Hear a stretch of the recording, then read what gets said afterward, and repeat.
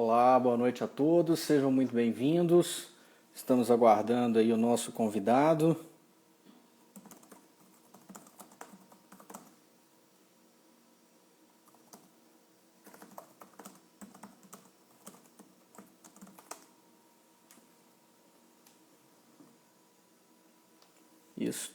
Sejam bem-vindos. Pessoal de Ouro Preto, Esther, um abraço, Esther. Vitor, Ana Maria, Michele, Igor. Olá, pessoal, Helena, sejam todos bem-vindos. Vamos receber nosso amigo Hermes Zanetti em instantes. Ana Karina, seja bem-vinda.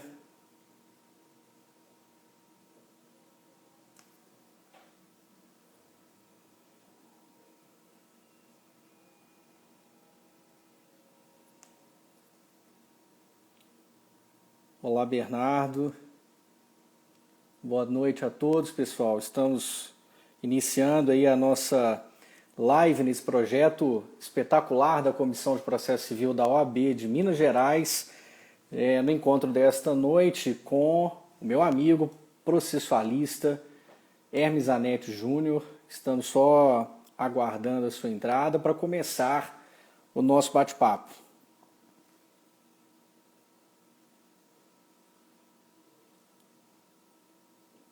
O pessoal já vai entrando. Muito boa noite a todos.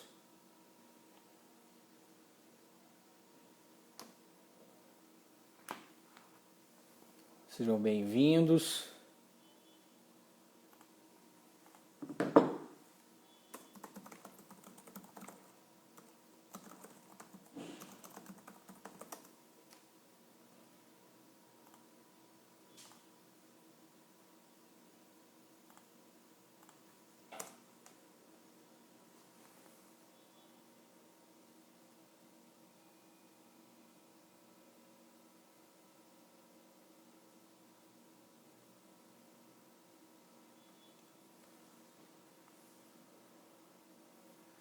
Boa noite a todos, pessoal. A gente está aguardando só o acesso aí do Hermes para a gente começar a nossa conversa sobre o direito processual dos desastres. É um tema tão necessário para o nosso debate.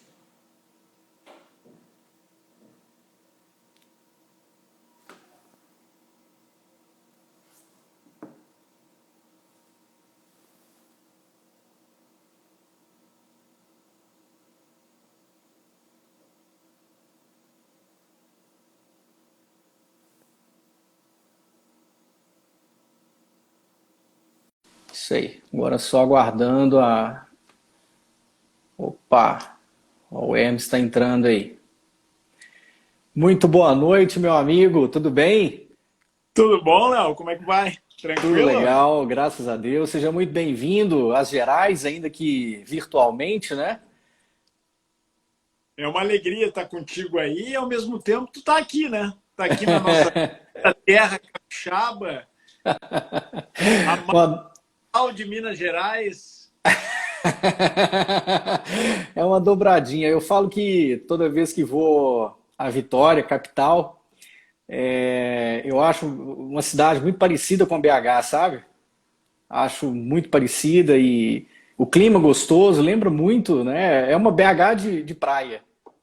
Na verdade, eu acho que Vitória reúne várias qualidades e o Espírito Santo tem essa característica, né? Ao mesmo tempo é praia, montanha, ao mesmo tempo é Minas Gerais e Rio de Janeiro. Então, acaba sendo um local de encontro, né? É um Exato. estado pequeno, tem uma de peculiaridades e consegue reunir essas belezas naturais da serra, da montanha, né, com as belezas da praia. Então, eu estou muito feliz aqui, viu, Léo? Eu me considero uma pessoa de sorte, né? A gente não define o destino, né? O destino nos leva. Mas, Tem razão. às vezes acaba dando certo, né? Então, eu estou bem feliz aqui. Tu sabe muito bem que eu sou gaúcho, sou do Rio Grande do Sul, então a gente é um povo que tem muita ligação com as raízes, uma ligação muito forte com as nossas tradições. e acaba que eu costumo me apaixonar pelo lugar onde eu vivo. Então, eu estou totalmente apaixonado pelo Espírito Santo.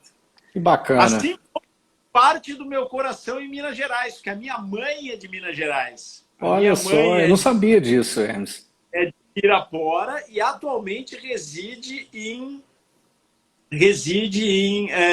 Belo Horizonte. Olha só que bacana, eu não sabia disso. Mais um motivo para te convidar mais vezes para Vidas Gerais. Eu sou minuto, como se diz, mistura de mineiro com gaúcho. Vi aqui entrando, o pessoal já começando a entrar na nossa live aí. Queria mandar um abraço aqui para o meu amigo Gustavo Maté de Regiane, que foi mestrando lá da UFES, defendeu um belíssimo livro sobre o artigo 332 do CPC, interessantíssimo, né? Julgamento liminar de procedência, publicou pela Juruá, defendendo aí a possibilidade de atipicidade desse julgamento liminar de improcedência, um belíssimo trabalho, foi orientado por mim no final da orientação, mas foi uma orientação que mais ganhou o orientador do que o orientando, né? Como se diz. Ô Hermes, eu preciso, num primeiro momento de formalidade, te fazer a apresentação. E aí a gente passa para o nosso tom mais descontraído, falando de um tema muito sério, né? E de um tema necessário para um debate, um tema cada vez mais atual. Professor Hermes Zanetti Júnior, o nosso convidado dessa noite, é professor da Universidade Federal do Espírito Santo, onde coordena um belíssimo grupo de pesquisa em direito processual, os fundamentos do direito processual. Com certeza vai passar por esse tema durante o nosso debate. É doutor em direito. É um dos caras, Hermes, eu já vou rompendo a formalidade para dizer que talvez seja, talvez não, com certeza você é um dos caras mais boa praça do processo. Eu falei isso outro dia com o Daniel, e o Daniel relatava como é que as histórias de vocês se cruzam e tudo. E falei, cara, todas as vezes que eu falo com o Hermes, a mesma sensação, um dos caras mais boa praça do processo, o cara que sempre que a gente se encontra é riquíssimo em conteúdo, em alegria, em descontração e acolhida. Você, acima de tudo, é um amigo que está sempre acolhendo os novos juristas aí desse Brasil. Saiba que para mim você é um ídolo e para nós da Comissão de Processo Civil da OAB de Minas Gerais é uma honra, é um orgulho muito grande poder contar contigo esta noite. Mas vamos ao nosso tema, Hermes, o direito processual dos desastres. Eu venho acompanhando que você vem estudando esse assunto, inclusive vi que você teve um bate-papo muito interessante com o Dierle Nunes, que também é membro da nossa comissão, no âmbito do grupo de pesquisa dele na PUC, sobre esse mesmo tema. E é um tema que vem chamando muita atenção, não exatamente pela Covid, mas um tema que já vem chamando a atenção já de algum tempo, por conta desses grandes desastres que vimos experimentando aqui no Brasil, né? Aqui em Minas Gerais, o lugar comum é falar do rompimento de barragens, né? Primeiro a barragem em Mariana, depois, anos depois, a barragem em Brumadinho, mas nós temos ainda situações graves por todo o país, né? Você tem mancha de óleo, que você cita muito esse exemplo, agora a questão da Covid. Eu vou fazer uma primeira pergunta mais abrangente, e aí você, por favor, fique à vontade para conduzir aí, a gente vai trocando figurinha aí durante o debate, mas a legislação processual, ou melhor, a legislação brasileira de um modo geral, ela está preparada para o tratamento de grandes desastres? Talvez seja interessante até a gente começar com a noção de desastre, né? A gente poderia enquadrar rompimento de barragem, mancha de óleo, a situação do Covid como casos de desastres, e aí investigar se a legislação brasileira estaria preparada para isso? Pois essa tua pergunta é muito interessante, né? Porque nós estamos acostumados a dizer que o Brasil é um país abençoado por natureza e que, em razão disso, ele não teria desastres, né? A gente liga muito essa coisa de desastres aos furacões dos norte-americanos, né? As tempestades tropicais, que acabam tendo aí a possibilidade de a gente ver maremotos, tsunamis, terremotos, e o Brasil não tem esse tipo de desastre. Mas nós escondemos durante um grande tempo uma série de desastres que nós temos e são cotidianos, eu poderia dizer, na vida de quase todos os brasileiros, né?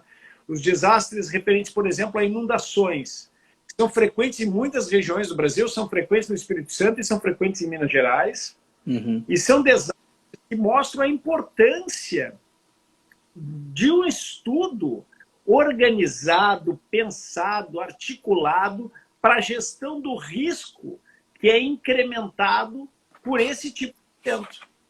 O direito dos desastres, portanto, é um direito que trata principalmente desse incremento do risco e da gestão do incremento do risco para atividades que dizem respeito à nossa organização, ao nosso planejamento, à preparação para que essas situações da vida não venham a causar um dano muito grave, não venham a causar um dano que seja que ultrapasse as barreiras do caos, né? O direito dos desastres lida com isso, que talvez para nós seja muito difícil de compreender bem, porque nós do direito a gente sempre pensa numa segurança como estabilidade forte, né? Que são as situações de caos. Como organizar o caos é a tarefa do direito dos desastres. E a gente tem na legislação, a gente veio construindo, porque avançamos muito do ponto de vista da defesa civil, avançamos muito do ponto de vista da legislação relacionada à defesa civil, a gente veio construindo ao longo dos anos, né, uma base legislativa. E nós temos até um conceito de desastre para a legislação brasileira, que está no decreto 7257 de 2010, artigo 2º, inciso 2. Eu vou me permitir ler aqui, viu, Léo? Porque, apesar de boa praça, ando um pouco desmemoriado. Então, quero dizer que foi muito difícil essa apresentação, né? Dizer que a pessoa é boa praça e gente fina é um orgulho, especialmente na nossa área, né? Que a gente acaba, às vezes, eu prefiro vencer pela simpatia. Então, eu fico muito feliz com essa apresentação. E o que diz o conceito? Para que a gente possa trabalhar um pouco sobre esse aspecto material, que eu acho que é uma conexão importante com o processo, algo que a gente tem que agora, a partir do CPC, revisitar. O resultado de eventos adversos, naturais ou provocados pelo homem. Muito importante. Não é só desastre natural. O desastre é o termo que se usa também para eventos provocados pelo homem.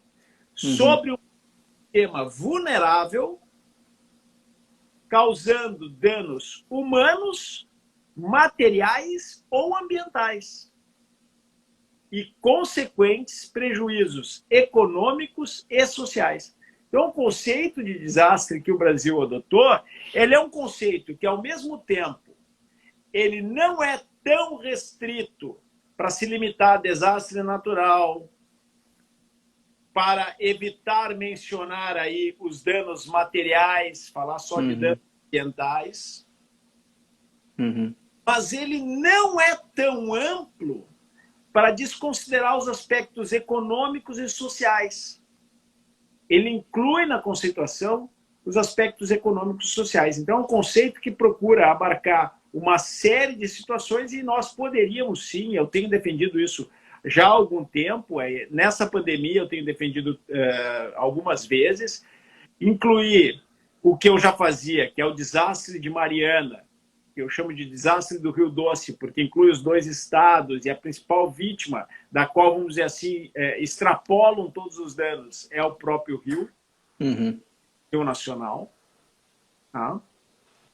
O desastre do Rio Doce seria um desastre, e também o desastre da Covid, da pandemia, ou esse desastre, né, sindêmico, né, que é uma pandemia que tem o problema da doença e tem os problemas que a doença causa na saúde humana. A gente está vendo aí uma série de impactos econômicos, sociais, culturais, psicológicos que estão sendo causados pela Covid. Isso exige planejamento. Isso exige gestão do risco, Léo. Exige uma postura racional Porque a gente sabe, e cada vez mais tem sido advertido pelos aqueles que estudam essa matéria, a gente sabe que quem agora se prepara para viver o século XXI se prepara para gerir o risco. Se prepara para outras futuras pandemias. A gente já está estudando nessa como nós vamos nos comportar em eventuais novos surtos e como nós vamos nos comportar em eventuais novas pandemias no futuro. Que ela seja daqui a 100 anos, pelo menos, né? Que seja daqui a 100 anos, pelo menos. Prepare tão bem que elas não aconteçam, né? Que a gente consiga evitá-las. O ideal absoluto da gestão do risco é evitar que os eventos aconteçam, né? Mas a Covid se incluiria aí no direito dos desastres e um dos principais autores no Brasil, que é um autor que eu tenho tido bastante contato, tenho trabalhado bastante com ele sobre o tema, nós estamos escrevendo um artigo, inclusive junto com o Edilson Morelli, que acabou se agregando aí ao grupo, né? Sobre esse conceito de direito processual dos desastres. O autor que mais tem trabalhado isso no Brasil é o Delton Carvalho, do Rio Grande do Sul, da Unicinos. Tá? E ele escreveu um artigo publicado pela RT, nas revistas da RT, falando exatamente que a Covid é um desastre porque atende esses elementos aqui que nós vimos no conceito. Né? Tem prejuízos econômicos e sociais, causa danos humanos, materiais e ambientais, né? E uma série de eventos adversos que vão nos atingir. Nós ainda não sabemos, por exemplo, se teve ação humana ou não na origem da Covid, né? Mas se nós olharmos do ponto de vista sistêmico, holístico, ambiental, teve. Por quê? Porque a gente sabe que as zoonoses, essas doenças que se transmitem dos animais para os homens, elas se ampliam na medida que tu reduz o espaço da natureza. Na medida que tu pressiona a natureza, os animais invadem a área urbana e essa interação entre homens e animais é que gera esse tipo de doença. Então, a gente pode ver aí como é amplo esse tema, né? Como é amplo esse assunto e o quanto nós temos que, vamos dizer assim, nos preocupar com ele, porque é um assunto que vai nos acompanhar. Então, é falso que o Brasil não tenha desastres. Isso já ficou claro. Tá? Estamos vulneráveis. Claro, claro. Eu entendi que o mote, então, nesse primeiro momento é a gestão do risco, né? Você vem comentando muito isso. Eu percebo da sua fala a importância de se projetar daqui para frente uma organização a respeito do risco, né? Agora eu quero fazer um bate-bola disso, Hermes, com relação às fronteiras que a gente tem hoje no ordenamento jurídico brasileiro para essa gestão do risco, né? Quais são as fronteiras que a gente tem na legislação e que a gente precisaria superar ou que a gente precisaria construir para viabilizar essa gestão, né? Eu sou um otimista normativo, né? Sabe disso, eu sempre falo. Então, eu acredito que a gente deva regular melhor as matérias, né? Mas, por outro lado, eu percebo também que já existe um ordenamento bastante consolidado. Eu acho que a gente precisa conhecer melhor essas normas e levar mais a sério essas normas. Então, eu diria que as fronteiras, no que diz respeito ao direito material, elas já começaram a ser colonizadas. O direito dos desastres, como ele visa dar estabilidade, inclusive jurídica, no período dos desastres, a gente já vai falar sobre as fases, né? E aí eu vou introduzir esses conceitos, mas o direito dos desastres, como ele visa dar estabilidade jurídica, ele é a colonização do caos. É a colonização pela razão do caos. Então, essas fronteiras, na parte do direito material, elas já começaram a ser ocupadas. Já vem se planejando, se organizando, se escrevendo, se promulgando, se colocando em vigência um cabedal, vamos dizer assim, um arsenal normativo que atende a muitas dessas questões. A gente tem até uma lei criada no período de anormalidade, que é a lei da Covid. Mas aí eu vou colocar um detalhe importante, que é um assunto atual e que a gente pode discutir. Qual é esse detalhe, Léo? Essa lei da Covid fala da obrigatoriedade da vacinação. Então, quando ela foi promulgada lá atrás, em regime de urgência, ela usou critérios técnicos e estava preocupada com fornecer a colonização do caos que é necessária para a estabilidade no período de anormalidade do desastre. E ela já disciplinou a obrigatoriedade da vacinação. Isso está tranquilo na sociedade brasileira? Isso está claro como um comando normativo que deve ser obedecido? Ou a gente já começa a perceber, antes mesmo da vacina chegar, que aquela velha diferença entre o dever ser e o ser, que tanto nos incomoda no direito brasileiro, já está aqui fazendo água no paradigma normativo criado para organizar o desastre. E é interessante que essa questão que você está levantando da vacinação, talvez ela não tenha sido percebida no momento da promulgação da lei como algo, poxa, isso aqui vai dar problema. Agora, na proximidade do fim do ano, que esse assunto está chegando com muita força, as pessoas começam a perceber, poxa, mas isso já está normatizado desde lá de trás, né? E detalhe, né? E vai gerar uma judicialização também importante, né? Essa obrigatoriedade de vacinação em pandemia tem lei de 69, 67. É isso que eu queria trazer, eu acho, como um ponto importante. Interessante. O Brasil falece no planejamento. O Brasil é um país que tem excelentes normas e que não são levadas a sério. Então, otimismo normativo, pessimismo potestativo, levar mais a sério o programa normativo que foi estabelecido para proteger a nós mesmos. A lei começa dizendo que a titularidade do direito protegido é da comunidade. Essa é uma lei, nós que estudamos processo coletivo, né? Essa é uma lei que diz, ó, para essas questões aqui, nós estamos protegendo o grupo. As condutas que eu vou restringir à liberdade individual é porque isso beneficia o grupo. O que me legitima a fazer essas medidas de restrição é que eu estou protegendo o grupo. Ao me proteger, eu protejo o grupo. Usar máscara, ficar em casa.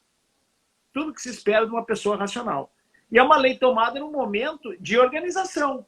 Quer dizer, foi a lei e as medidas que foram tomadas ali estavam corretas. Por que a gente tem dificuldade de colocar isso em prática quando o problema avança? Porque o caos é inerente ao desastre. Agora, o direito coloniza o caos. O direito racionaliza o caos. O direito organiza o caos. Por isso a estabilidade do direito é tão importante para o direito dos desastres.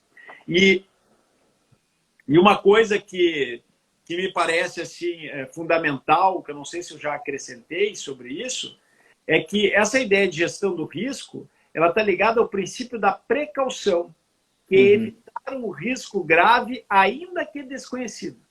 Clássico no direito ambiental, né? Clássico esse princípio, né? Ambiental, mas o direito ambiental é mais forte no princípio da prevenção. Risco conhecido. No princípio da precaução, ele vale para o direito ambiental, é muito importante, mas a gravidade do risco no direito ambiental, ela é um tema de prova mais complexo. No direito dos desastres, a gravidade do risco, ela é o foco, já que a gestão do risco exige eu saber qual é, o que eu posso esperar ou imaginar, mais do que saber o que eu posso esperar, imaginar o que eu posso esperar. E se o risco é muito grave, eu não tomar determinadas condutas. Então a gente pode dizer que é uma questão de precaução, né? Eu exigir que as pessoas se vacinem. Ah, mas eu não sei quantos vão morrer, eu não sei quantos vão se contaminar, eu não sei como é que vai ser a progressão da doença. Sim, mas a precaução exige que todos se vacinem, que todos obrigatoriamente se vacinem. A partir do momento que a vacina estiver devidamente aprovada, registrada, validada, com toda a segurança médica que a gente espera que seja adotada para a aplicação de uma vacina. Ainda que um período de anormalidade e emergência como esse que a gente está vivendo. Uhum. A gente vai acabar voltando nesse assunto da Covid, de vacina, mas para a gente colocar na roda outro desastre importante e fazendo uma referência até a uma notícia que o Vitorelli nos deu recentemente, é, a respeito dessa regulação do setor minerário, né, de barragens e tudo mais. Essa modificação pretendida pelo MPF na regulação do setor, ela tem a ver com essa gestão de risco que você se refere, com relação à fiscalização, com relação às atividades em si do setor? Tem. Tem porque o direito dos desastres, como ele se ocupa dessa gestão do risco e do princípio da precaução, ele é às vezes descrito por Daniel Farber como uma figura circular, né, de fases, né? Uhum. A gente começa com a prevenção e mitigação, que é de ideia de mitigação do risco, né? E para isso a gente poderia começar a falar de processo civil.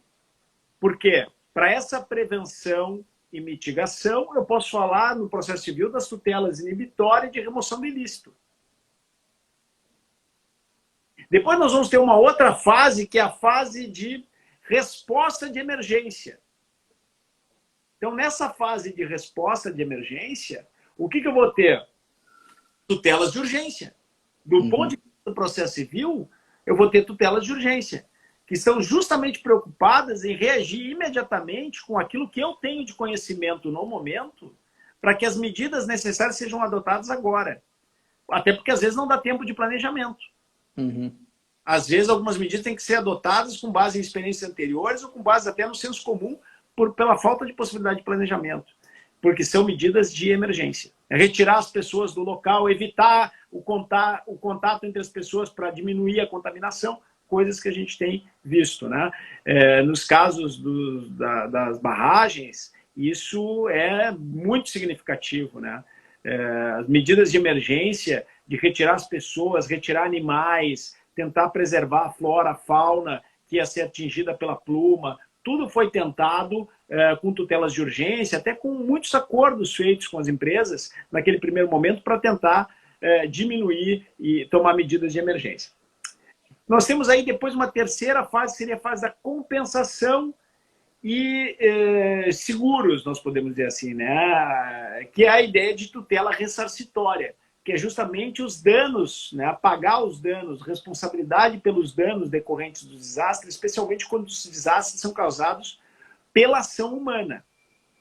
Então, esses desastres de Brumadinho e do Rio Doce, de Mariana, são desastres que nós estamos sempre batendo na tecla da tutela integral dos atingidos. Aliás, é um pouco fora da congruência pensar que quase 6 anos depois do desastre, nós ainda não tenhamos conseguido, 5 anos depois, não tenhamos conseguido atingir uma satisfação se não a integralidade, pelo menos um grande número de indenizações dessas pessoas atingidas. Porque o atingido dele tem uma primazia pela proximidade com o impacto do dano, né? Então, a responsabilidade é muito importante que ela não só seja afirmada, e já há um reconhecimento da responsabilidade, no meu entendimento, pelos vários acordos que foram feitos e pela própria postura de reparação integral, mas precisa satisfazer essa obrigação na vida das pessoas, né? Então, a terceira fase seria essa fase da compensação. E uma quarta fase seria a fase da reconstrução, né? De uma tutela ressarcitória na forma específica, né? De dar aí uma atenção para reconstruir, até mesmo dando uma resposta ao ordenamento jurídico, né? A gente depois vai falar das dimensões dos desastres, mas já nessa fase da reconstrução, eu acho que nós podemos falar que essas medidas em relação a como as barragens são construídas, como as barragens são fiscalizadas, como as barragens são licenciadas, elas são medidas estruturantes de reconstrução na forma específica de um inteiro setor da economia. Que assim, eu acho que a gente pode... muita coisa no direito, mas a gente não pode negar a importância dos setores da economia para o sustento das pessoas. Exatamente. Exatamente. Não há nada de errado em pensar na economia como sustento das pessoas. Eu sou filho de imigrante italiano, eu entendo que o radite e a polenta precisam ser assegurados. Estava aqui agora, a minha tia Álida entrou pelo meu Instagram, provavelmente, eu entendo que o radite e a polenta da pessoa tem que ser assegurado. Então, eu acho que a reconstrução do inteiro setor da economia com a adequação, o compliance, né? A contability, a prestação de contas, né? O redimensionamento desse setor para que ele atenda, mediante medidas estruturais, mediante um processo estrutural que saia de um estado de coisas inconstitucional para um estado de coisas constitucional, essa mudança, para que ele atenda ao que se espera dele como setor produtivo válido da economia, porque senão não é válido. Ô Hermes, eu vou aproveitar, me permita aproveitar esse ponto. Eu até chegaria nele mais adiante, mas acho que vale a pena perguntar, porque você toca nessa reconstrução estrutural, né, do setor, né, como uma quarta fase nesse processo. Exato, e a gente vem discutindo muito aqui entre os colegas o papel do advogado, né? Você, como promotor de justiça, você tem uma visão e uma expertise de um dos legitimados mais importantes no Brasil no desenvolvimento desse tipo de processo, desse tipo de ação. Mas do lado de lá, há grupos de interesses muito relevantes. A gente está falando aqui só da mineração, mas não é só a mineração envolvida. Você tem outras externalidades e prestadores de serviço que são imediatamente impactados com a paralisação da atividade, enfim. Esses outros grupos de interesse, esses outros atores, eles estão diretamente conectados ao advogado, ou aos advogados e às advogadas. Pela sua experiência nesse tipo de situação, como é que você tem visto a atuação dos advogados? E o que se esperar?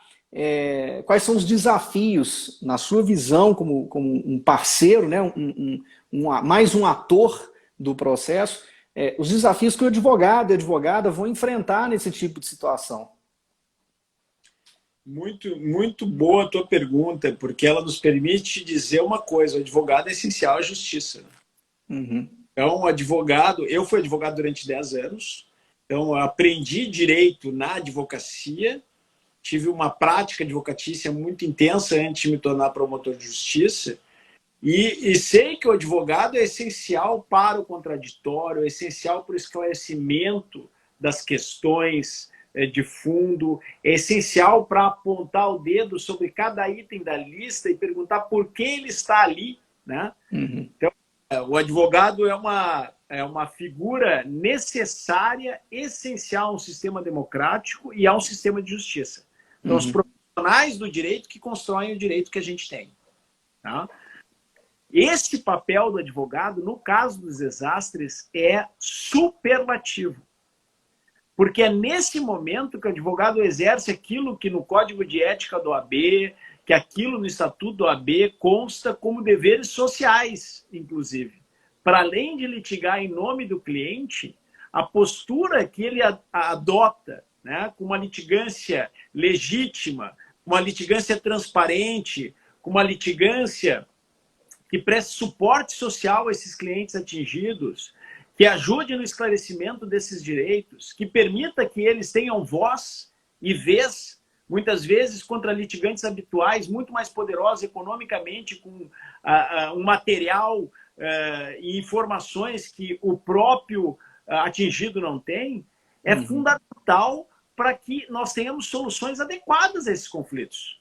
Sem os advogados, a gente não tem soluções adequadas a esses conflitos. Eu, por exemplo, como promotor de justiça, como super partes, vamos dizer assim, né, como parte pública, né, e vinculado ao interesse público, nesse caso, eu defendo os interessados atingidos como direitos individuais homogêneos, eu defendo eles em razão do interesse público por trás da tutela integral desse dano, mas eu não defendo os interesses privados dessas pessoas. Eu não defendo os interesses privados desses grupos. Né? Para isso, quem atua é o advogado. E ele é uma parte essencial para que isso funcione bem.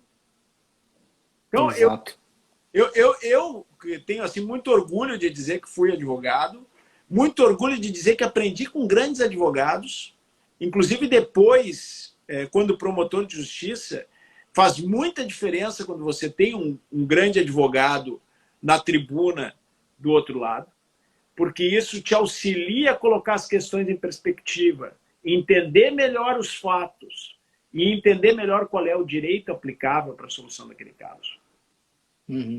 Eu entendo que a participação dos advogados é fundamental até para boa autocomposição. Tá? E aí a gente poderia falar em grupos de advogados, em painéis de advogados, né? Num cluster, vamos dizer assim, numa junção de advogados para atuar em casos como esse. Porque muitas vezes um advogado sozinho não consegue. E aí a gente pode falar de alguns erros que aconteceram nos procedimentos que a gente observou do caso do Rio Doce, em que afetados para casos repetitivos foram ações individuais, às vezes com um advogado que tinha 1, 2 ou 3 casos, enquanto advogados que tinham 1.000, 2.000, 3.000 casos não conseguiram nem intervir com uma amicus curiae nos procedimentos. Aqui no caso do Espírito Santo aconteceu isso. E foi julgado pelos juizados especiais. A gente precisa perceber que respeitar o trabalho do advogado é fortalecer argumentativamente a qualidade da decisão. E é respeitar não só o advogado, é respeitar também o atingido, os clientes desse advogado. Então é muito importante esse trabalho com os advogados. Assim como advogados muito qualificados, por parte das empresas, também auxiliam a encontrar o caminho adequado para solucionar na dimensão certa os conflitos que surgem. Tá? Agora, o que nós precisamos fazer, e talvez isso seja interessante comentar, Léo, e eu já termino essa parte em relação aos advogados, é que a gente precisa de uma nova formação para advogados. Uma formação que leve em conta a diferença entre o advogado litigante e o advogado que vai trabalhar nos diversos meios de autocomposição. Que quer resolver o conflito, né? Que quer resolver o conflito, né? Conflito. Porque o advogado litigante que litiga para manter o conflito, ele, na verdade, agrava o desastre. Ele é um Exatamente. Fim. O advogado, o promotor, o defensor, quem quer que seja que atue no processo para agravar o conflito, ele agrava o desastre. É um desserviço que ele está prestando, na verdade, né? Então, nós precisamos ter uma atuação mais objetiva, mais voltada para a identificação dos fatos e para a prova dos fatos relevantes, mais voltada para a identificação do direito aplicável, né? Ter mais confiança no sistema jurídico, né? Descer um pouco dessas esferas que a gente, às vezes, toma, né? Como corretas, de discursos quase que mais ideológicos do que jurídicos. Eu acho que o que protege a profissão jurídica é justamente qualificar o discurso como jurídico. Né? É reconhecer a diferença entre o que a gente faz e o que faz o político, entre o que a gente faz e o que faz o teórico, o que faz a doutrina. Né? Então, profissionalmente, eu acho muito importante a gente ter essa figura muito clara, né? Trabalhar para a solução do conflito consensualmente, combativamente, não é esse o problema, com objetividade, com respeito profissional, criando um ambiente de confiança, transparência e cartas na mesa. Todos estejam na mesa. Exato, e forçar, como você diz, né, imprimir um ônus argumentativo maior também à decisão, na medida em que esse advogado, ou o grupo de advogados, o cluster de advogados, como você comentou, achei bem interessante, ele será essencial para trazer, como parceiro dos demais atores aí do processo, o conhecimento de todos os possíveis interesses que estão envolvidos ali naquele conflito. Não é a Defensoria Pública sozinha ou o MP sozinho, que são super partes, como você comentou mais cedo, pode acontecer de não ter carreado, não ter veiculado na demanda todos os possíveis interesses envolvidos. Né? Eu concordo que a presença do advogado nesse caso vai ser essencial num trabalho cooperativo, chamando de novo meu amigo Daniel, que não é exatamente essa concepção dele, mas a expressão ela cabe. Ô Hermes, vamos mudar o ponto agora, porque... Esse é um dos pontos que eu divirjo do Daniel. Exatamente. Esse é exatamente o ponto, né? Eu entendo que o processo cooperativo se dá entre todos que atuam no processo. O juiz não pode surpreender as partes não podem surpreender o juiz, as partes não podem surpreender uma outra, tem que ser cada mesa. A estratégia ela é dominada por um princípio ético de boa-fé e pela ideia de uma cooperação no sentido objetivo de transparência do que está sendo feito naquela causa. Todos cooperar para bom desempenho da justiça, né? Uma justiça barata, célere o quanto possível e justa.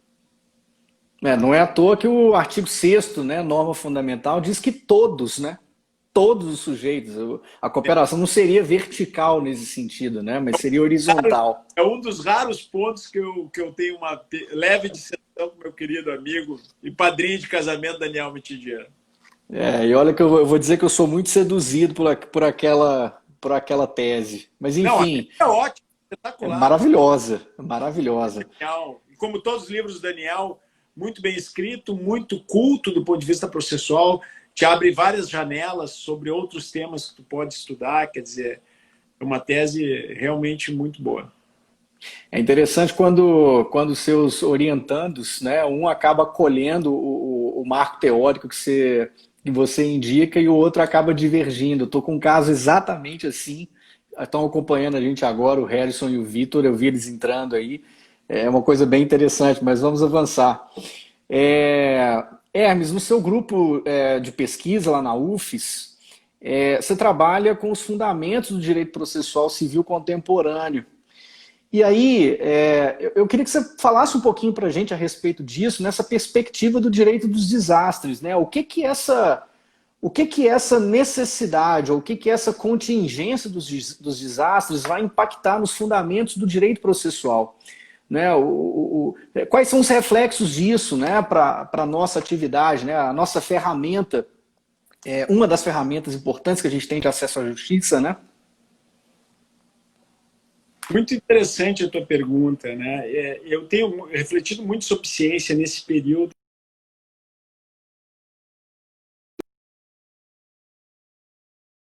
Não de uma visão do direito que diz que o direito é arte, que o direito é opinião, que o direito não tem conteúdo científico, e também abrir mão de uma outra visão que também é antiga, atrasada do ponto de vista científico, que é aquela visão que diz que o papel da ciência do direito é apenas descrever. Então, a ciência do direito ela tem uma função também prescritiva de soluções e todos os conceitos eles acabam tendo aí um conteúdo que pode ser criticado, né? Como qualquer ciência. A gente tem visto discussão sobre ciência todos os dias na televisão hoje, porque a pandemia revelou aqueles que não acreditam em ciência, aqueles que acreditam em qualquer ciência e aqueles que tomam a postura científica, que é a da dúvida, né? Mas do reconhecimento do estado de avanço que uma determinada ciência pode ter. Então, a gente reconhece, olha, a ciência processual chegou até aqui, a gente entende esses conceitos são compartilhados, ainda que exista uma ou outra divergência interpretativa, como essa que a gente acabou de falar de cooperação. Cooperação é um conceito compartilhado pela maioria da doutrina processual brasileira hoje, faz parte também da dogmática do nosso Código de Processo Civil. Uhum. Então, já não tem como negar isso. Precedentes, eu também não tenho mais como negar que faz parte do nosso conhecimento a respeito da ciência do direito processual. Então, o que aconteceu com o tempo foi justamente uma virada, um pouco mais pragmática em relação à ciência, que permite que a gente compreenda que a ciência, para ser válida, ela precisa ser coerente internamente, ter uma clareza quanto ao método e quanto às premissas, e, portanto, é muito importante estudar pessoas que estabeleçam premissas, porque se tu não estabelece premissas, tu não tem compromisso com aquilo que tu está desenvolvendo do ponto de vista da coerência. Então, é importante estabelecer algumas premissas e se manter coerente com aquelas premissas e que tenha uma utilidade externa. Eu acho que esse é o detalhe para estudar os fundamentos do processo civil contemporâneo hoje. Tem que ter uma utilidade externa. Então, eu vou lá falar do ponto de vista da ciência integrada do direito do Luigi Ferraioli em uma série de questões. Vocês podem entrar lá na página do LAPROCON, vocês vão ver o nosso projeto de pesquisa. A gente tem agora um grande grupo de pesquisa, com um guarda-chuva de pesquisa, com vários pesquisadores trabalhando sobre esses temas, especialmente em relação ao direito dos desastres e o processo civil dos desastres. Mas o que é mais importante é que isso tem que estar conectado com a realidade das pessoas. Porque se não tem uma utilidade para a vida das pessoas, não é ciência. Pelo menos não ciência válida para que a gente possa atender às necessidades da sociedade, né? Então, nós temos que resgatar o respeito à ciência, o respeito ao cientista e o papel que o cientista exerce para produzir uma ciência com impacto para a melhoria da qualidade de vida das pessoas, que foi o que aconteceu desde o início do século XIX. Quando nós passamos pela Revolução Científica, a Revolução Industrial, tudo isso melhorou a nossa qualidade de vida. Eu tenho sempre feito propaganda de um livro genial do Steven Pinker, O Novo Iluminismo, né? Ciência, razão e humanismo andam de braços dados. E a gente nunca viveu um período da história tão longo de progresso da humanidade. Nós nunca tivemos taxas de mortalidade tão baixas, nunca a expectativa de vida foi tão alta, nunca a violência, as mortes por violência foi tão baixa, mas a gente insiste em ver aquilo que é o dia a dia, o que está mais próximo de nós. Então a gente acaba com preconceitos cognitivos, né? Que nos fazem parecer que o mundo está ficando pior, mas o mundo está ficando melhor. Talvez a gente consiga agora fazer uma coisa que seria um grande avanço, Léo, que seria tratar o direito como ciência e assumir compromissos em razão das premissas e assumir compromissos em razão do impacto social que o direito deve atingir, que uma ciência social aplicada que não se preocupa com o impacto social positivo não faz nem sentido, né? Ciência social aplicada tem que trazer alguma coisa de boa para a sociedade. O direito tem um papel muito grande na nossa sociedade. Então, eu diria que a gente deve aproveitar essa onda de discussão sobre ciência para discutir sobre ciência no direito. Importantíssimo, importantíssimo. Bom, eu vou te puxar então, eu já vi você falar a respeito de um outro assunto, dentro dessa lógica das ferramentas ou instrumentos que a gente tem aptas ao tratamento de questões pontuais que vão surgir pelos desastres. Pontuais, o que não significa que sejam poucas, podem ser múltiplas, podem ser repetitivas, e esse instrumento particular, muito desenvolvido na legislação processual brasileira, é a tutela provisória, a tutela de urgência, né? O Código traz uma possibilidade, né, um avanço muito interessante no que diz respeito à estabilização da tutela de urgência. A tutela de urgência antecipada, né, ou satisfativa. Você visualiza alguma vicissitude na tutela provisória quando a gente fala de desastres? Porque muitas vezes quem está nos assistindo vai pensar naquela hipótese só do indivíduo, né, que pede aquela tutela provisória de urgência, a tutela antecipada, num pedido inocente individual, mas numa situação dessa, em que proliferam-se interesses e multiplicidade de interesses, né, plúrimos, homogêneos, enfim, que vicissitudes a gente teria para trabalhar com a questão da estabilização? Esse é um tema muito interessante. E muita gente não viu isso, né, Hermes? Me perdoe interrompê-lo, mas muita gente nem viu estabilização, nem sabe o que é. Nem sabe. A gente fala dela desde a promulgação do Código, nunca viu. Eu só ouço falar, né?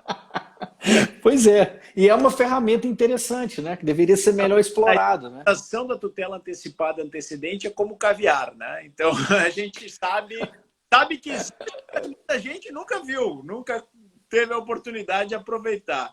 Mas o que eu queria te dizer sobre essa estabilização, e até eu escrevi um artigo na Repro, que eu aconselho a leitura, porque ele tem uma pegada empírica interessante, né? É que a estabilização, ela é uma estabilização de fato. A estabilização, ela rompe radicalmente com uma premissa da organização do CPC de 73, que era a de que o bom processo é o processo de cognição plena e exauriente. Essa premissa foi atacada pelo professor Ovídio Batista da Silva ao longo de toda a sua vida, né? Falando do problema da ordinarização do processo, falando desses temas, e dizia o seguinte: nós temos que parar de pensar que o direito se resume à estabilidade e à certeza. Muitas vezes o direito diz respeito a resolver o problema prático que eu tenho diante de mim. Então, a estabilização da tutela antecipada antecedente nada mais é do que a estabilização de uma decisão de fato, de uma solução dada por um fato. Então, no caso lá desse artigo, a gente comenta que na comarca que eu trabalhava, junto com o doutor Gustavo Maté de Regiane, que é juiz, nós fizemos um experimento, o artigo é escrito por nós dois, nós fizemos um experimento e tivemos um resultado de 93% de estabilização da tutela antecipada antecedente, de concessão de medicamentos e internações. Olha isso. Sabe como é que a gente fez, Léo? A gente instruía bem o pedido de estabilização da tutela antecipada antecedente. Então, esclarecia as questões de fato. E aí, já comunicava a outra parte, esperando o prazo para que ela recorresse ou contestasse. Né? De alguma forma, impugnasse o pedido. Uma coisa bem ampla, né? Sem a preocupação que tem que ser recurso. E caso ela não oferecesse impugnação, simplesmente estabilizava. Só comunicava a mim, de novo, o Ministério Público, com a tutela estabilizada. Eu não abri o mesmo prazo, que é o problema do Código, eu abri o mesmo prazo para que eu complete a petição, emende a petição, e para que a parte recorra, porque gera uma confusão. Eu preciso de dois tempos distintos. Eu preciso do tempo da estabilização e preciso do tempo para complementação. Se houve estabilização, não precisa ter a complementação. E aí a questão se estabilizava. Concedia o medicamento, internava a pessoa, tutela adimplida. A crise do direito que gerou a provocação do judiciário deixou de existir. Eu não tenho certeza sobre a declaração que forme coisa julgada. Eu não formo coisa julgada. Mas a crise deixou de existir. E se a gente for para as dimensões do direito dos desastres, porque eu gosto sempre de falar das duas coisas, das fases e das dimensões. Mas se nós formos para as dimensões dos direitos dos desastres, a gente vai ver que a primeira das dimensões no direito dos desastres é manter a operacionalidade do direito. Então, surgiu o desastre, veio uma crise. Eu posso ter uma estabilização de tutela antecipada para que, de fato, se respeite um direito que está sendo descumprido. Se a pessoa entendeu, olha, mesmo com a pandemia, eu tenho que respeitar esse direito e começar a respeitar, não agravar nem contestar, está estabilizada a questão.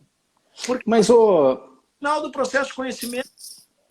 Mas, Hermes, olha que interessante. Nesse ponto, eu vou me permitir divergir respeitosamente. A divergência é fundamental. Então, pelo seguinte, eu queria saber a sua opinião no seguinte aspecto. A questão do medicamento, ela foi estrategicamente importante para você, porque o medicamento exaure. A partir do momento que você forneceu o medicamento em razão do efeito daquela decisão estabilizada, exauriu a situação conflitiva, eu concordo contigo, mas em outras situações, em outras circunstâncias, você não considera que para viabilizar a parte contrária àquele pedido futuro de revisão da decisão estabilizada, na verdade, para que a parte se certifique até mesmo da viabilidade desse pedido, não seria interessante fazer cumprir o que diz o 304, 303, 304, no sentido de veja, autor, recebeu a decisão, emende, né, ou adite o pedido para que a parte contrária possa, no futuro, ainda que estabilizada a decisão por esse momento, mas que ela possa avaliar a conveniência de demandar no futuro, né, visando a revisão daquilo ali. Se ela já conhece de antemão os seus argumentos, ela pode se sentir desestimulada, desencorajada a revolver aquela situação de fato estabilizada pela decisão, não? Eu entendo, me desculpe colocar dessa forma, né? Mas eu entendo que seria muito cerebrino, Léo, porque na verdade parte da pressuposição de que eu vou convencer a parte adversa com uma petição, coisa rara. Mas se você convenceu pela estabilização, ela já se convenceu com o fato. Ela já aceitou a tutela. Uhum. Eu não preciso saber as razões dela por ter aceito. Ela pode ter aceito por uma série de razões. Ela pode achar que ela tem o direito, mas achar que, bom, não vale a pena agravar dessa decisão. Aí eu apresento o aditamento do pedido. E aí amplio o pedido. Já virou litígio. Não seria a tal cooperação? Não seria a tal cooperação cartas na mesa, dizendo para a parte contrária, olha, cartas na mesa serve quando eu é melhor deixar estabilizado. Cartas na mesa serve para quando eu quero estabilizar a questão e levar a questão até o fundo, né? A questão que eu tive cartas na mesa, e eu acho que esse é um detalhe importante da nossa experiência, né? A gente fazia produção antecipada da prova e já instruía o pedido. Eu já instruí o pedido com toda a prova necessária para o deferimento da tutela antecipada. Algumas vezes, quando a questão era mais polêmica, mandava para o núcleo do Tribunal de Justiça, que trata de questões de medicamento, para que ele desse o parecer se cabia ou não o medicamento. Uhum. Já estava instruída. As cartas já estavam na mesa em relação ao fato. Em relação, eu concordo contigo, em relação à questão do medicamento, é perfeito. Vou dar um novo exemplo que eu acho que tu vai entender melhor. O que se estabiliza é aquele fato. Eu não estou querendo discutir outras coisas. Se eu quiser discutir outras coisas, aí eu vou ter uma ação completa. Eu não estou falando de estabilização da tutela antecipada antecedente. Estou falando de um processo de conhecimento normal. Mas, Hermes, a gente vai ter que discutir esse outro exemplo numa próxima live, porque eu tenho 30 segundos, eu preciso te dar a palavra para a saudação final. Como é que a gente faz? A gente discute o próximo exemplo na outra live. Isso. Isso que é a estabilização de tutela numa ação civil pública. E que você vai me falar estrutural para o que vem depois. Pois é, você vai me falar nos bastidores, você vai me contar para me colocar as cartas na mesa, eu vou me preparar e aí na próxima live eu virei preparado para o embate. Maravilha, meu amigo. Foi um prazer estar com você. Muito obrigado pelo convite. Estarei sempre presente quando chamado pelo meu querido amigo Leonardo Nunes e pela OAB de Minas Gerais. Meu caro, muito obrigado pela presença, pela aceitação do nosso convite. A Comissão de Processo Civil da OAB Minas fica honrada, feliz com a sua participação, com a sua presença. Eu tenho certeza que todo mundo que acompanhou até aqui apenas comprovou o que eu falei, que além dos diversos predicados que você tem, amigo, o ser boa praça é um dos principais. Muito obrigado pela participação de todos, muito obrigado pela sua presença, Hermes, e até a próxima. Até a próxima. Um abraço forte. Um abração. Até logo.